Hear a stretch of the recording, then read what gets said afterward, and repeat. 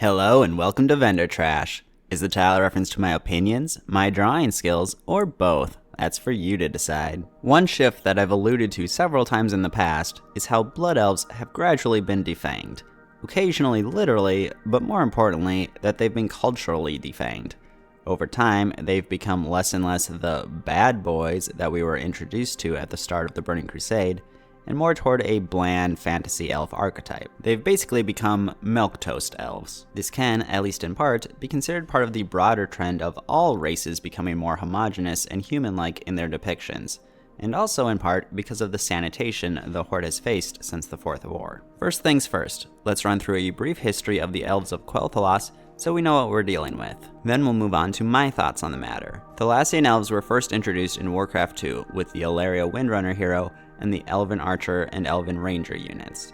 Now, I haven't actually played Warcraft 2 yet, it's on my to-do list, but I don't believe High Elven culture was explored super thoroughly here. Thereafter, we would see more and more of them both through books and in Warcraft 3, where they maintain their fairly generic Elven identity, being proud and proficient in both archery and magic, with the priest unit in Reign of Chaos being a High Elf. The name Blood Elf was introduced to us through the Frozen Throne, previewed in the Night Elf campaign, but the focus of the Alliance campaign, where, funnily enough, their ties to the Alliance were considerably strained. Prince Kael'thas chose the name to represent the tremendous loss they faced to the Scourge, and it is at this point that we start to get a bit of a taste for that old Blood Elf edge. These were a more desperate people now. Kael wielded fire magic and had his 3 green floaty orbs. More importantly, he made tough choices that aligned himself and his people with less overtly righteous forces. He accepted the aid of Lady Vashj and her Naga, and through her was led to Illidan and his forces, with Illidan himself serving under Kil'jaeden,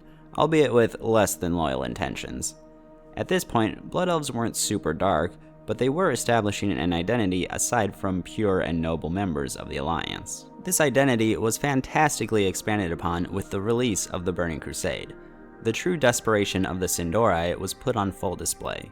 Their society was recovering from the Third War, and without their Sunwell sustaining them, they had to seek alternative sources of magic or face the consequences of becoming wretched and essentially devolving into mindless thralls. To stave off this fate, Kael'thas found new sources of power and sent Romoth back to Quel'Thalas from Outland, first with artifacts to drain, and eventually the Fel. This is why there were those green crystals with burning eyes in them all over the place. This is why Blood Elves for many years all had green eyes. And of course, living off the Fel was not the only questionable action they took at this time.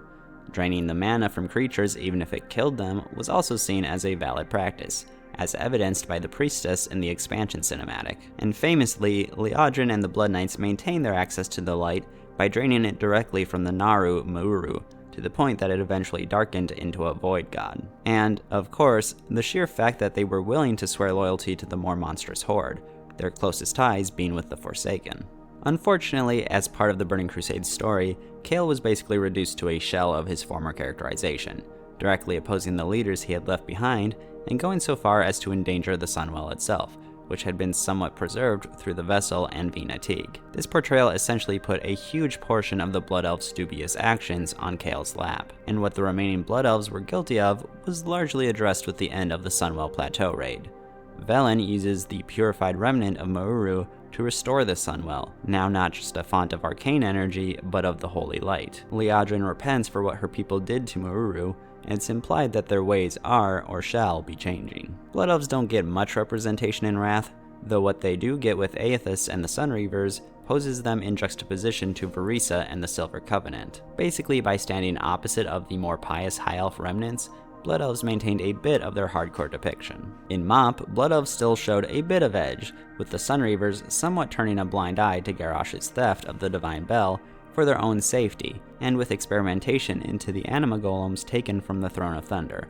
Not that that lasted at all. In Legion, they got a bit more attention, though primarily as sympathetic support for the Nightborn. And aside from that, there hasn't been a ton of focus on Blood Elves since then until Midnight.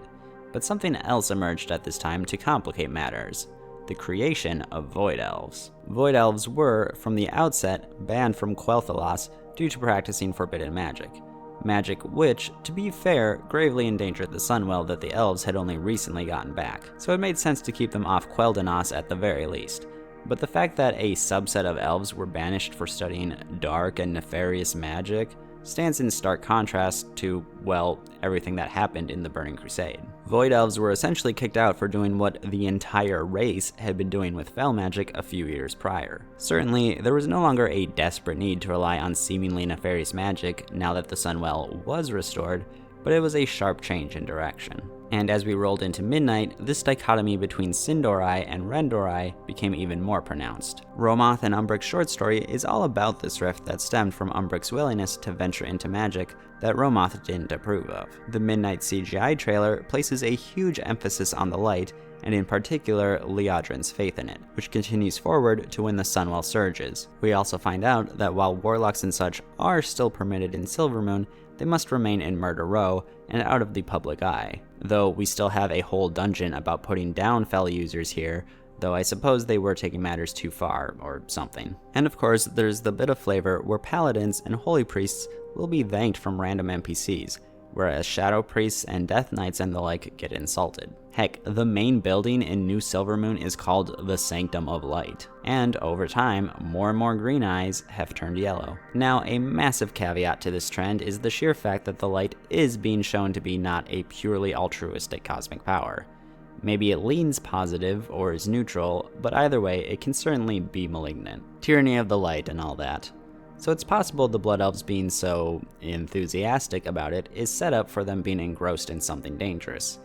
But regardless of whether the light itself is good or not, I don't think it necessarily changes the fact that, culturally, we've seen a rather puritanical shift in the Sin'dorei, which is weird considering they literally have sin in the name. And matters got even more dismal with the max level campaign quests, where for fairly contrived reasons, we have to collaborate with and then reconcile with all, well, most of the elven races. While still being dubious of void magic, we do allow Umbric and the Rendorei back into Silvermoon.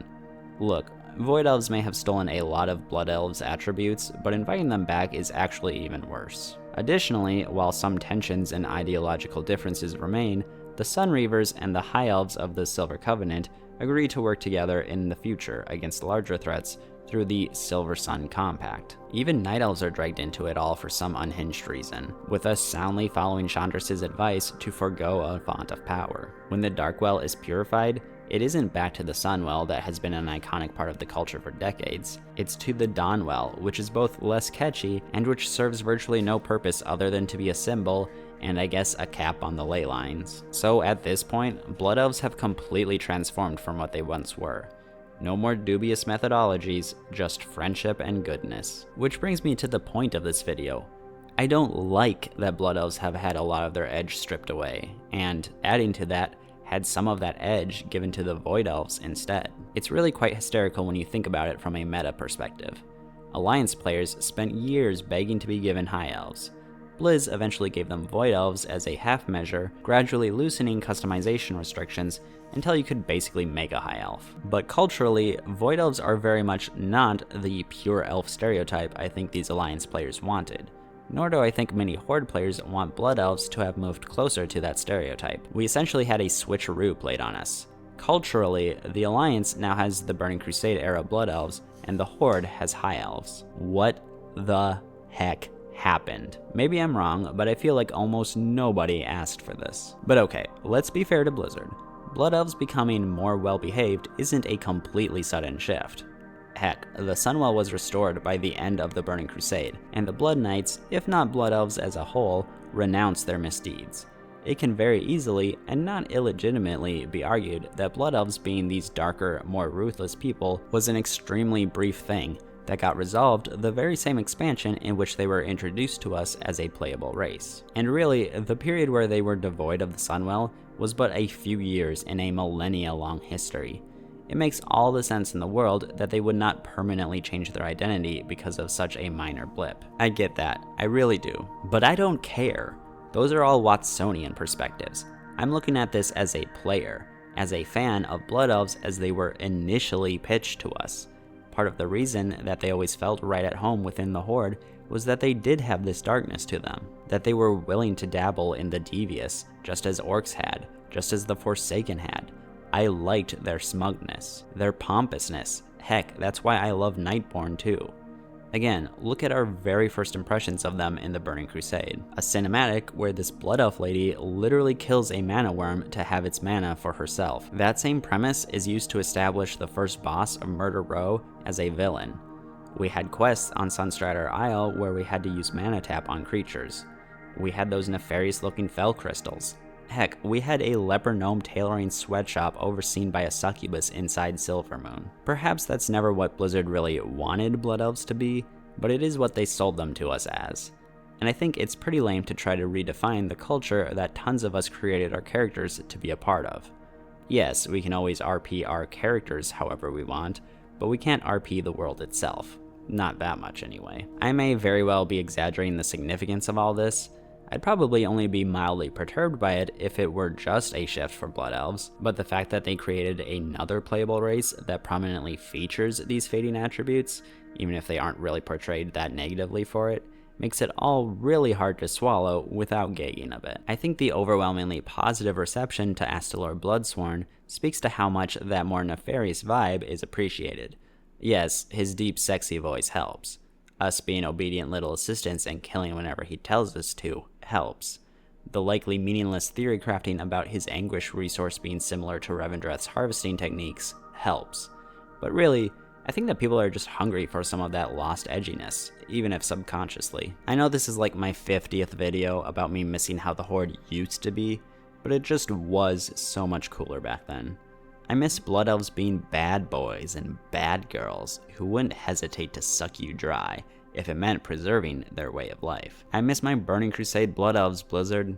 Please just give them back. It's a far better use of your time than dumping statues of Kael'thas Sunstrider into the harbor. For this week's drawing, I decided to go with Lady Liadrin, who, based on the CGI cinematic and features trailer, you would be forgiven for expecting to be the main character of the expansion, when in reality, thus far at least, she's been like the 6th most prominent character. Despite the thesis of this video, I don't really mind Liadrin as a specific character being super devoted to the light, but she is at least somewhat representative of the tonal shift. And while I wasn't really a fan of her CGI model, I do really like the in-game update that Midnight gave to her. She actually feels like a named character now, and not just generic blood elf with a ponytail. Funny story, because of the way WoW was back in the day with us not having a lot of cinematics and the like, I read about Lady Liadrin as well as her counterpart Farseer Nobundo, but never saw any actual images of her. But you know what image I did see used a lot? That blonde blood elf chick in judgment armor. So for the longest time, I just assumed that was Liadrin. Anyway, I like her character well enough. She's not one of my favorites by any means, but I don't really have anything negative to say about her either. Though I am ever curious about the lady part of her name. Is that a title, or is that her first name? The world may never know. And I set her in the new version of the Isle of Quel'Danas, clearly right next to the Sunwell that she holds so near and dear. Now, I actually drew this before I got to the part of the campaign where it was changed to the Dawnwell, so it's technically a bit outdated. But as I said earlier in the video, the Dawnwell is stupid, so I have no regrets. As Blood Elf player characters have been shouting for decades now, remember the Sunwell. That'll do it for this video though, so thank you for watching, and I will catch you next week. Bye-bye!